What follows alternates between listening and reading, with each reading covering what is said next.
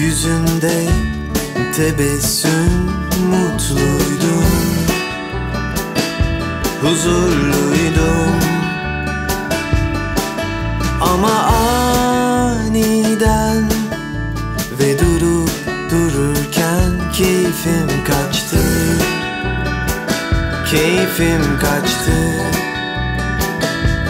Lütfen üstüme gelme, ağzını açma. Bugün izin ver bana, çünkü herkes bazen mutsuzdur.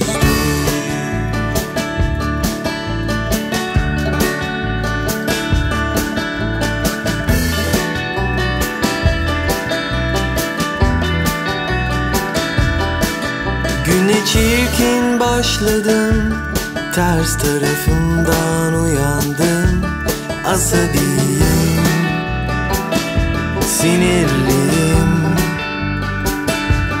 Eminim yakında, belki de günün sonunda geçecektir,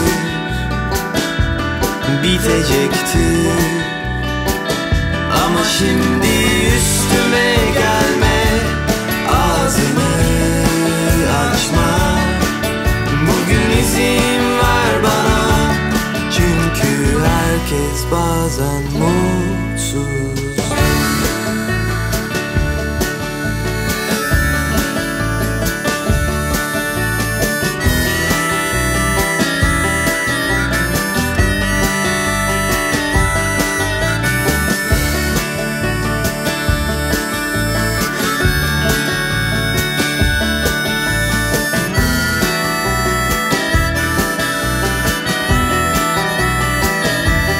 Şimdi üstüme gelme, ağzını açma.